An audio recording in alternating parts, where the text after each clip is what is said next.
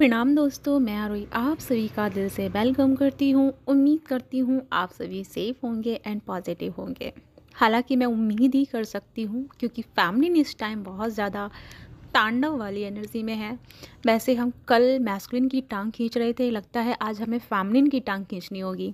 उसका रीज़न ये है कि आप सभी जानते हैं नवरात्रि के दिन चल रहे हैं और गॉडेस की एनर्जी बहुत हाई है। तो जैसे हम ट्विन फ्लेम जर्नी में होते हैं या स्पिरिचुअल जर्नी में होते हैं या स्टार सीट होते हैं, वो लोग ना एनर्जियों को बहुत जल्दी रिसीव करते हैं एंड पिक करते हैं। तो जैसे जैसे धरा पे एनर्जी चेंज होती है वैसे वैसे हमारे बॉडी सिस्टम्स में एंड हमारे एनर्जी लेवल पे चेंजेस आना शुरू हो जाता है। ये बात से आप सभी वाकिफ़ होंगे, ठीक है। जैसे ही हमारे गॉडेस यानी कि माँ काली की शक्ति या माँ देवी की शक्ति जो एक्टिवेट हुई या हैवी हायर एनर्जी में टैप इन हुई, तो वैसे ही हमारे फैमिलीन के इमोशंस में चेंजेस आ गया। आप लोग ना अपनी डिवाइन के साथ जो श्रद्धा रखते हैं, भक्ति करते हैं, पूजा करते हैं, ध्यान करते हैं, उनको उनके लिए प्रेयर करते हैं, मतलब डिवाइन से प्रेयर करते हैं, तो वो लोग ना बहुत जल्दी कनेक्ट होते हैं डिवाइन की एनर्जी से। तो जैसे ही एनर्जी बदलती है तो सबसे पहले आपके बिहेव में चेंज आना शुरू होता है। लेकिन यहाँ पे प्रॉब्लम क्या है ना कि आप अपने आप को इतना नहीं जानते हैं कि आप अपने इमोशंस को समझ पाएँ, अपने अंदर के बदलाव को समझ पाएँ, और इसी वजह से ना सभी लोग इनर वर्क करना बोलते हैं कि इनर वर्क किया जाता है। क्योंकि इनर वर्क ही आपको ये रियलाइज़ करवाता है कि जो जो एनर्जी आपके अंदर घट रही है वो उसका मीनिंग क्या है एंड वो किस वजह से आपको मिली है, और आपको कहाँ पे उसे ट्रांसफॉर्म करके एक नई एनर्जी में टैप इन करना होता है।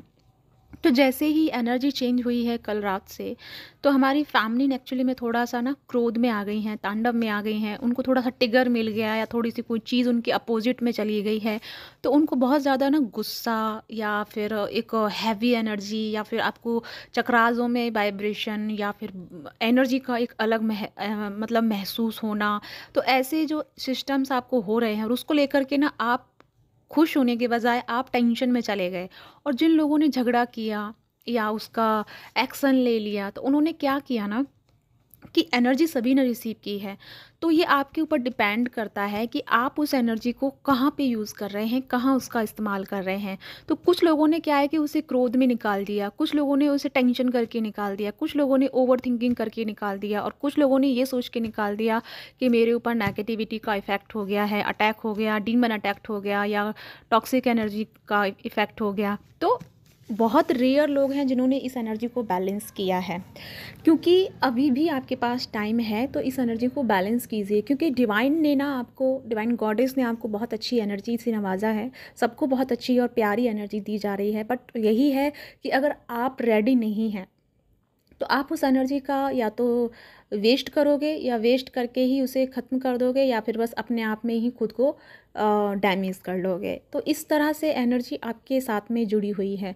तो यहाँ पे जब जैसे ये एनर्जी आपको मिली है तो आपने इन इन चीज़ों का यूज़ किया है, जबकि आपको नहीं करना था। आपको मैं बहुत टाइम से बोलती आ रही हूँ कि एनर्जी हाई रहेगी, आपको सिर्फ़ और सिर्फ एक्सेप्टेंस मोड पे रहना है, आपको सिर्फ बैलेंस मोड पे रहना है।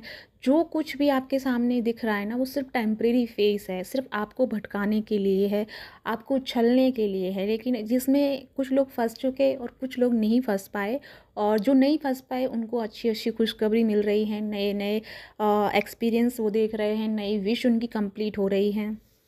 तो ये चीज़ आपको ना यहाँ पे ध्यान रखने की ज़रूरत है।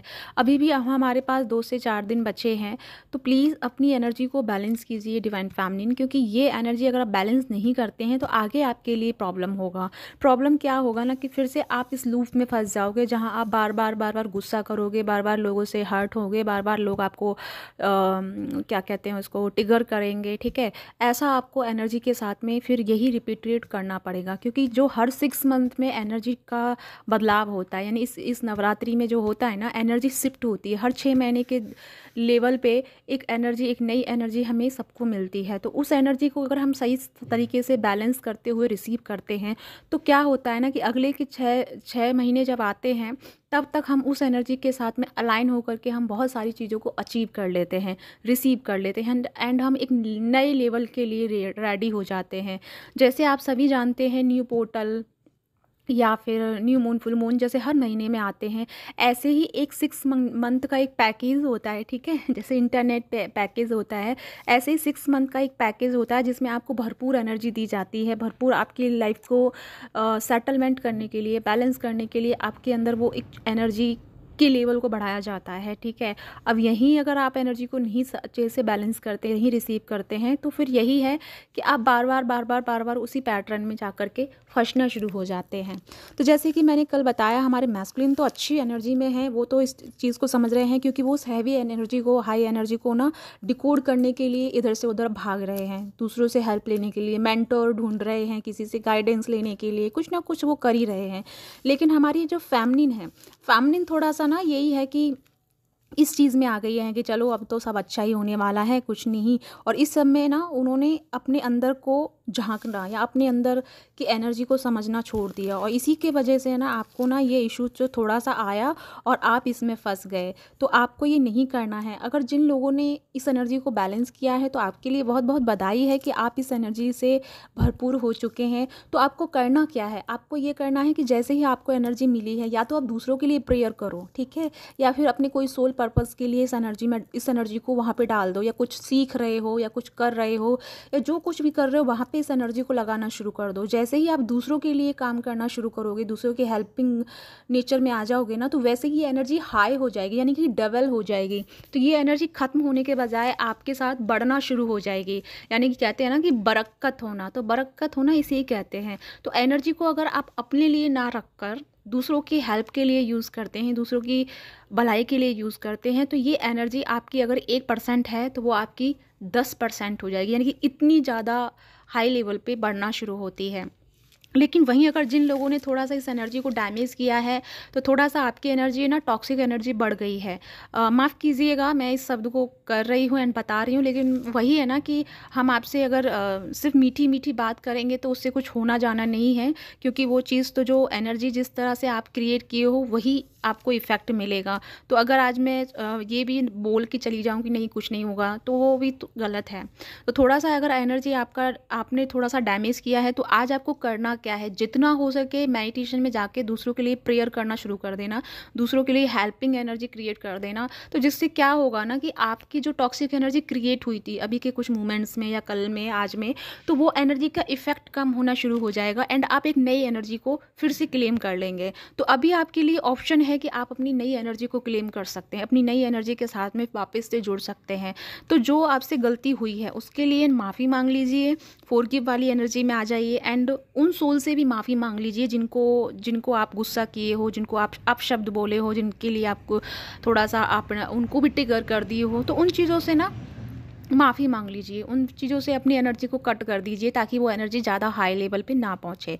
और आप उनके लिए प्रेयर कर दीजिए, आप उनके लिए हेल्पिंग वाली एनर्जी क्रिएट कर दीजिए, ताकि वो वहाँ से आपको जो रिटर्न में मिलेगा ना, वो आपको पॉजिटिविटी मिलेगी, ठीक है।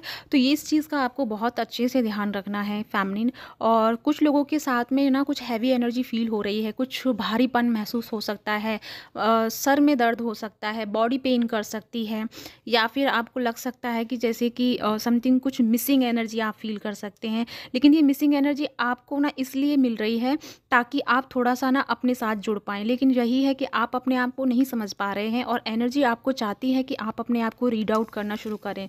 तो ये मेक श्योर कीजिए कि आप अपनी एनर्जी का लेवल कहाँ पे फिक्ट कर रहे हैं, सेट कर रहे हैं। जहाँ जैसी जिस तरह की एनर्जी आप लगा रहे हैं वहाँ से आउटकम आपको वही मिलेगा। तो अगर आप चाहते हैं कि आपकी लाइफ में पॉजिटिविटी आए, आपकी लाइफ में सब कुछ अच्छा हो, हील हो, तो उसके लिए आपको एनर्जी को शिफ्ट करना होगा, अपने आप से शिफ्ट करना होगा। आई नो कि थोड़ा मुश्किल होता है, क्योंकि जो हम जिस इमोशंस में हैं उस इमोशन से लड़ना थोड़ा सा मुश्किल होता है, लेकिन नामुमकिन नहीं होता है। अगर आप चाहोगे ना तो आपको ये रियलाइज़ होगा कि आप बड़े हो, आपकी प्रॉब्लम बड़ी नहीं है, आपके ये इशू बड़े नहीं हैं, बल्कि आपकी चेतना बड़ी है, आपकी सोल बड़ी है, आपका पॉजिटिविटी का जो लेवल है वो बड़ा है।